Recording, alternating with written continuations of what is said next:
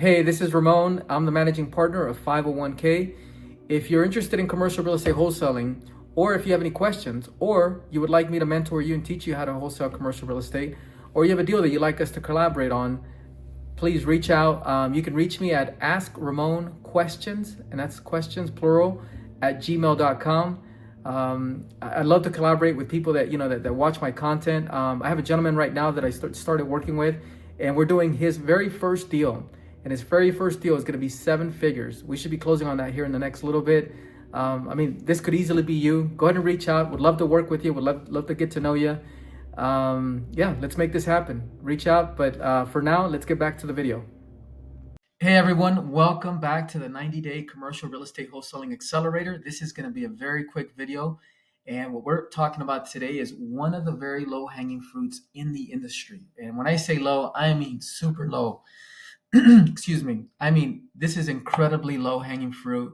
But before we get into it, keep in mind, like, we're playing chess here, right? If you go into it with this mindset, meaning you're playing 2, 3, 4 moves ahead, you're going to do exceptionally well. You'll find all kinds of amazing deals. The whole thing will be much smoother. I made the mistake, I recall, of not playing it right at one point early on, playing it more like a game of chess. And you don't want to do that. So anyways, let's go ahead and get started. So this video is for you if you want an easy deal, right, to be able to wholesale, right? And I'll tell you exactly how to find that deal. And if you're not an expert at negotiating with the bureaucracy of cities and counties and so forth. And it's also, this video is for you if you have just a few hours a week, where you really don't have to spend that much time and energy to be able to find these deals. So what you'll get out of this video is you'll figure out, you'll know what the sequencing is, right? What the moves are that you have to follow, right? Just a few simple moves to be able to get the checkmate. And checkmate is you get paid, right? You wholesale a deal to someone who's excited to get the deal. They get a great deal, right? Whether it's a developer, syndicate, or whomever, some investors. And so they're excited, to win for them and it's a win for you. That's checkmate, right? Just to define that. You'll also get out of this, you'll have access to these deals that are out there, right? Once you watch this video, it's just, there's tons of them out there, and they're just waiting to be flipped, right? They're just waiting for somebody to come along, put the work into it, not much, and then just get them done, just close them. So anyways, let's go ahead and get started. First off, pick a county, right? And this is a short video, so we're not going to get into, how you pick a county, right? Make sure that's not an emotional decision. Pick the right county, pick the right city. Next, step 2, right? Move 2. You got to get the city's master plan or the county's master plan, right? Depending on whether it's, if you selected an area that maybe hasn't been incorporated right into a city and maybe it's still part of the county, but you got to get their master plan. And the reason you want to do that is because, well, we're going to get into here in a moment, but usually you'll find that online. Sometimes you have to call them to get it, download that map. And here's the kicker, right? Here's the secret sauce. You compare the city's master plan, right? You look at their zoning map, right, for their master plan, and you compare it to the existing one. And then what you do, right? And you got to be careful, right? Because and we're not going to get into super detailed into this, but ideally you want to look at just the outskirts, right? So if you have a city where it's fully, it's getting developed and there's tons of stuff, right? But right in the outskirts of that city, right? Still part of the city, right? That you're looking at the master plan. You can tell that there's certain plots of land, right, that are not too far, or even maybe within that same area where it's, there's still some development going on. Maybe you find something that's currently zoned, right, in the existing zoning map that's currently zoned for something that's lower value. And it doesn't have to be agriculture, right? It could be single family homes, or it could be maybe it's zoned for, the most you can do with it is maybe a fourplex, right? But then you look at the city's master plan, right? And maybe that gives you some indication that, and there's all kinds of nuances, right, with commercial real estate. There's no general rule that's always true, but maybe the city, because of where it's located, because of what's happening or whatever, or where they want to see, the city go, right, in 10 or 15 or 20 years, the vision that they have for their city or their county, maybe they would love to see a high rise there. And when I say a high rise, I mean like an apartment building that's maybe 4 stories or 3 stories or 5 stories, right? Now, all of a sudden, instead of just a fourplex, if the plot is big enough that you might be able to get it rezoned, right, to high density multifamily housing and be able to put an apartment building there, right? But the idea is you're comparing these two maps. Just to be clear, once again, let's get it back to the fundamentals here. You're comparing two maps. You're comparing the city's future, right? Their master plan, right? Their zoning master plan, and then you're looking at the existing one, and you're just looking at the overlay, right? And you're looking for opportunities there, right? For stuff that's currently zoned, low value, whatever that is, and something, where it can be easily rezoned because that's what the city wants, right? So you're not going to get a big fight, from them if you try to rezone it. And that's the secret sauce there. And so you're trying to look for opportunities like that where you can easily just get it rezoned and you're off to the races, right? You can just go ahead and flip that to somebody else. So let's go ahead and continue here. So it's also important, right, as you're doing this. And by the way, in step 2, I kind of jumped past point, move number 3 here a little bit, right? But when you're looking at these two maps, you want to be able to know who's your target buyer, right? Who is the buyer that you're going after? Because that's important, right?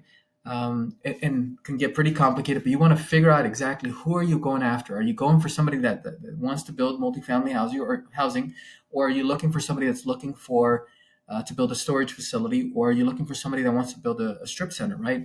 Are you looking for somebody that wants to bring in a Class A type commercial tenant like Costco or Kmart or whatever, right? Target, whatever it is. And one of the things that's also important, right? And like I said, move 2, I jumped a little bit ahead, but you want to also figure out what their price point is. And what I mean by that is, what are they willing to pay, right?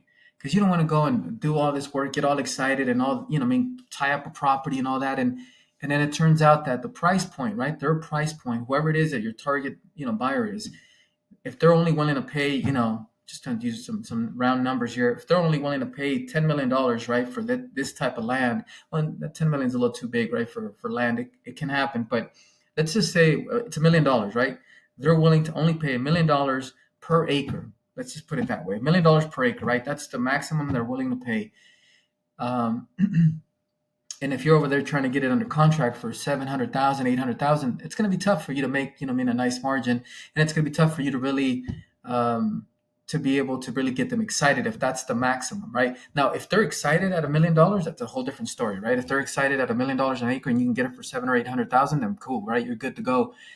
But I hope that makes sense. It's you want to make sure that you're getting it at a price point where your end buyer, whoever your end buyer is, that they're going to be excited about it. Like, I mean, really excited about it. They're going to move on it. They're going to move quickly. They're not going to fight you on all kinds of silly things. You're not going to want to try to, overly complicate the deal once it's under contract, or overly complicate the deal when they're going through their own due diligence, right? When you're trying to flip it to them before you flip it to them. And it depends on how you structure, right? Because you might actually flip it to them before you actually get paid. And that's for another video, right? But there's all kinds of different ways to structure a deal. But just ask them, right? Who is it that you're after? Who are you trying to sell this to? And sometimes if you're going for, just another little tip, if you're going after like some of these big, A-class type, commercial buyers, right? Like, say if you're going after, let's say you're trying to think of what would be a good example, but let's say it's McDonald's, right? Just gonna throw it out there. Just I don't know if that's the best example, but let's say it's McDonald's. You have a corner lot, and it's an acre or two or whatever, right? Whatever McDonald's needs, and probably about an acre or less. But the point is, you don't know how to get a hold of the person there at the corporate office. You can try, but if you just absolutely cannot, here's a little tip. Just look at some of the other transactions that have taken place where McDonald's came in, right, and they bought a piece of land. Figure out who the brokers are involved, right? What brokers were involved in that transaction, and that should, give you, the two degrees of separation, right, or 1 degree of separation, and get you to be able to talk to be able to sell it to, the McDonald's corporation, right? And I'm just using them as an example. So anyways, when you do identify, right, you're comparing these two maps and you find an opportunity, right, where there's a low value zoning on a piece of property and the city would love to be able to get that rezoned to something that's much higher value, right, whatever the zoning is, just start cold calling. Cold calling really, I think, is probably one of the best methods.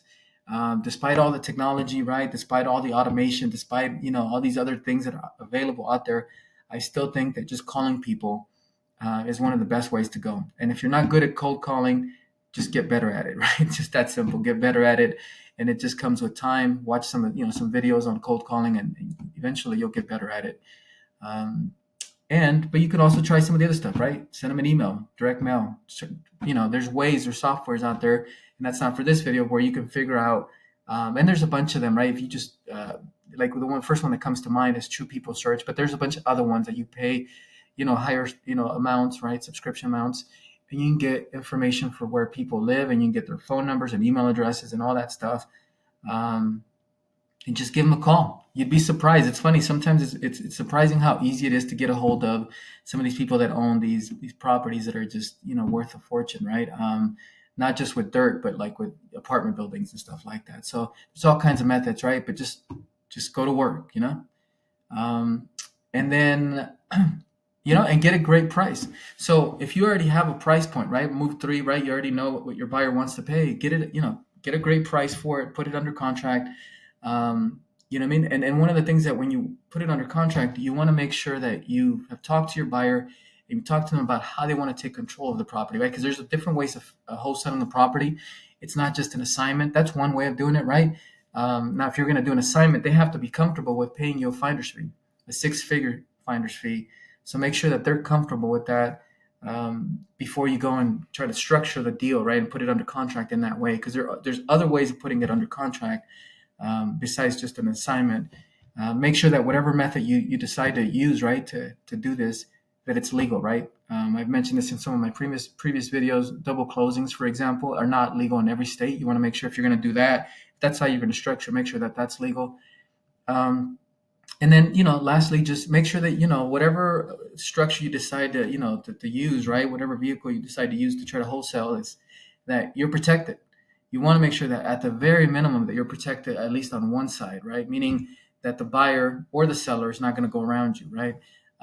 Which, is something that shouldn't happen in this industry, right? Because it's a win-win. Everybody's winning.